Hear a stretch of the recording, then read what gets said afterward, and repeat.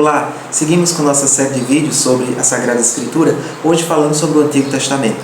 O nosso Antigo Testamento vem das Escrituras hebraicas. As mesmas são divididas em 3 partes ou blocos: a Torá, ou a instrução, a lei de Deus, os Nebiim, os profetas, e os Ketuvim, os escritos de sabedoria. É inclusive dessa nomenclatura que vem um dos nomes que são dados pelos judeus à sua escritura, Tanakh, as iniciais de cada um desses blocos, Torá, Nebiim e Ketuvim. E a ordem com que esses blocos aparecem tem todo um significado. Primeiro vem a lei de Deus, que é o mais fundamental, os profetas como os maiores intérpretes da lei, e os escritos de sabedoria, como aplicar esta lei no dia a dia. A nossa Bíblia, o nosso Antigo Testamento, tem uma divisão diferente. São 4 blocos: Pentateuco, livros históricos, livros sapienciais e proféticos. E a ordem desses blocos também é significativa. E essa ordem vem, na verdade, da Bíblia grega, da Septuaginta.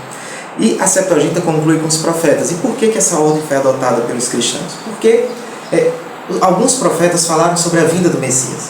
E o Novo Testamento justamente começa com esta vinda. Então é significativo que o Antigo Testamento termine com os profetas e já se encaixe com os evangelhos com os quais se começa o Novo Testamento. Se fala, os profetas anunciaram a vinda do Messias e os evangelhos mostram a realização dessa vinda. Também é importante destacar o longo processo de redação de todo o Antigo Testamento. Em boa medida, eles vêm de tradições orais conservadas em boa medida pelo povo.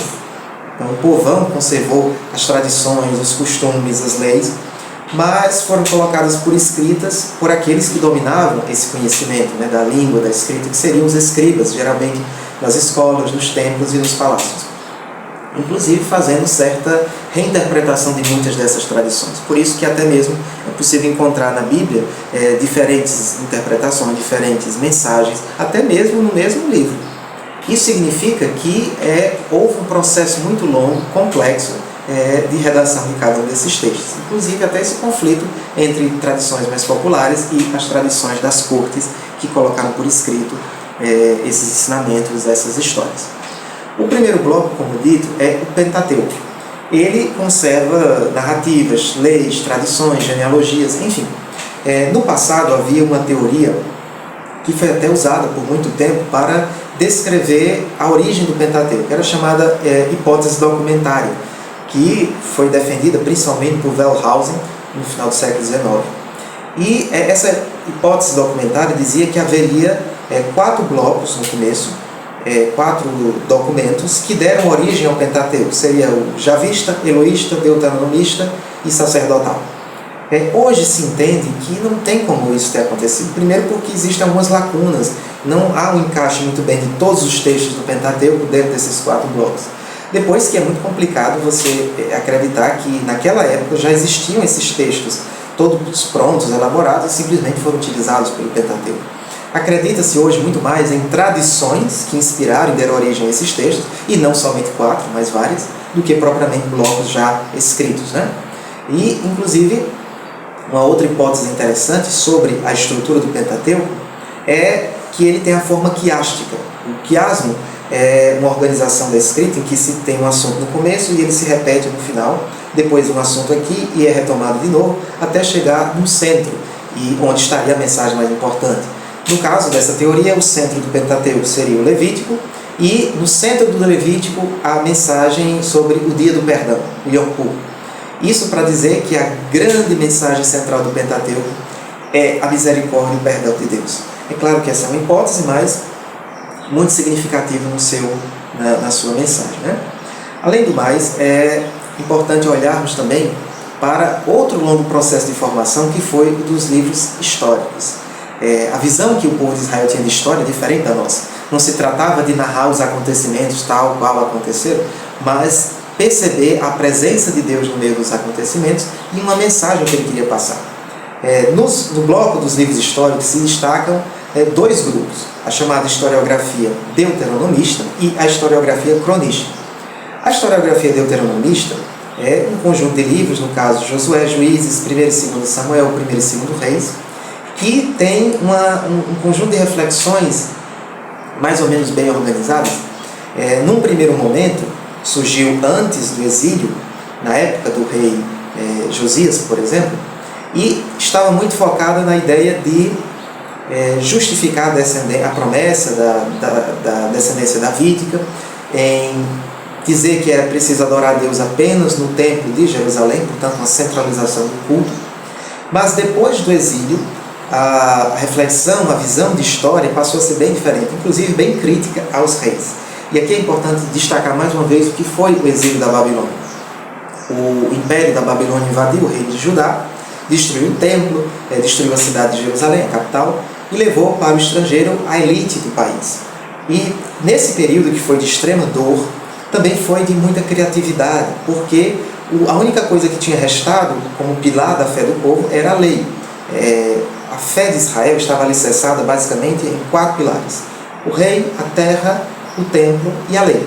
Com o exílio não tinha mais rei, o povo estava fora da terra, o templo tinha sido destruído. Então só restou a lei. Por isso que no período de exílio da Babilônia e após o exílio, houve uma grande revisão de textos que já existiam, de tradições que eram passadas, e novos surgiram. Portanto, foi também um período de profunda criatividade para o povo de Israel. Então, depois do exílio, havia justamente essa crítica aos reis, porque eles inclusive eram vistos como os culpados do exílio. Mas também a ideia de que a posse da terra só viria pela fidelidade à lei, pela fidelidade à palavra de Deus. Um outro conjunto de livros que narram a história de Israel é a historiografia cronista, já alguns séculos depois do exílio, escrita possivelmente pela elite sacerdotal de Jerusalém, e que traz um caráter muito mais litúrgico da história, busca-se também geralmente aliviar um pouco os pecados ou os erros dos descendentes de Davi, e traz uma visão muito nacionalista, inclusive até rechaçando os estrangeiros. Desse período também vai surgir uma série de livros que tenta balancear essa visão, inclusive apresentando de modo mais positivo esse olhar sobre os pagãos, sobre os estrangeiros. Seriam livros como Ruth, Jó, Terceiro Isaías. Um terceiro bloco do Antigo Testamento são os livros sapienciais. Eles trazem a sabedoria de Israel condensada em orações, como o livro dos Salmos, em ditados populares e até mais elaborados, como o livro de Provérbios, em novelas, como o livro de Jó, em narrativas ou reflexões mais profundas, como Eclesiastes e por aí vai. Até mesmo novelas de amor, como Cântico dos Cânticos.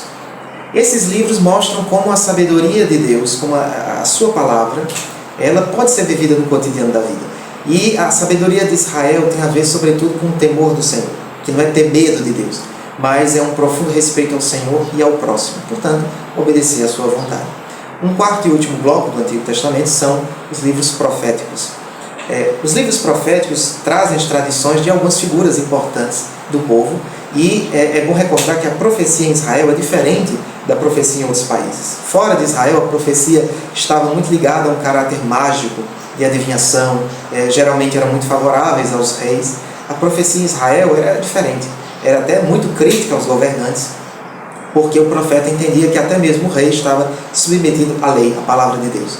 Ela estava muito ligada a um anúncio da vontade do Senhor e uma denúncia das diversas realidades em que essa vontade estava sendo negada. Por exemplo, nos tribunais, na exploração dos pobres, no comércio, mesmo a exploração e indiferença dos governantes, crítica aos falsos profetas, a religião alienada, ou seja, aquela liturgia, aquela oração que estava separada da justiça, do compromisso com os pobres, do direito. Portanto, um culto, uma celebração separada da vida é desagradável a Deus. Isso os profetas vão combater. Então havia até também uma crítica a outros profetas, que assim não eram fiéis à palavra de Deus. Nesse conjunto de blocos muito variados, apresentamos o profeta como uma figura extremamente engajada na vida do seu povo, preocupado com o seu tempo, até mesmo com a política internacional, a oráculos contra as nações. Então o profeta era um homem que entendia que todos os aspectos da vida deveriam ser vistos a partir da fé, e o compromisso com Deus estava alicerçado na justiça, no direito. Esse é um pouco o que a gente poderia falar sobre o Antigo Testamento.